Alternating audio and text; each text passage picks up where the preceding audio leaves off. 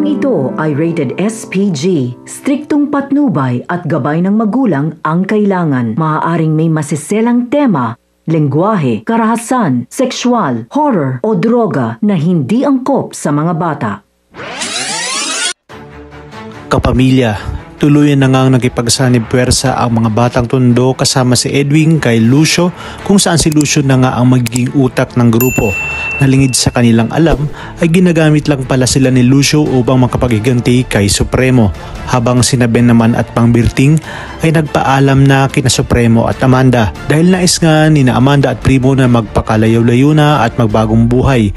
Papaalis na sana si David, ngunit nakita niya si Olga at nagawa pa ng dalawa na magparinigan dahil hindi umano sinabi ni David na nakalaya na pala ang kapatid nitong si Tanggol. Kasunod nito ay lumabas na rin si Camille at narinig niya sina David at Olga na nagbubulungan na tila ba matagal nang magkakilala. Kaya naman nagtataka si Camille kung ano ang kanilang pinag-uusapan.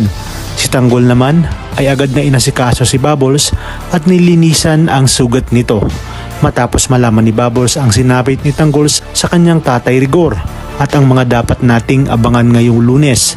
Kakawala na nga ang bangis ni Tanggol dahil makikita ng lahat ng nasa bar kung gaano kagaling si Tanggol matapos nitong patumbahin ang maaangas na customers na siyang nagtutok ng baril kay Boss B at ng hipo kay Bubbles.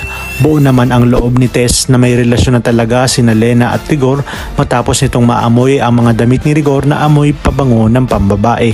Habang sina Supremo naman at Amanda ay mukhang masusukol na. Ano mang gawin ni Supremo na makipaglaban sa mga otoridad ay wala nga siyang magagawa.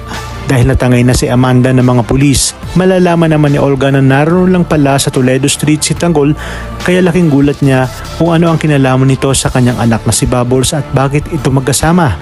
Kaya naman gagawa siya ng paraan upang makalapit dito at ituloy nga ang plano niya na pagsabungin ang tunay na mag-amang Ramon at Tanggol. Talagang kapanapanabik ang mga susunod na tagpo sa teleseryeng ito. Kaya naman sabay-sabay natin itong abangan. At kung bago ka pa lamang sa aking channel ay sana huwag kalimutang mag-like at subscribe. Pindutin ang notification bell para updated kayo palagi. Maraming salamat sa inyong panonood at hanggang sa muli, kapamilya.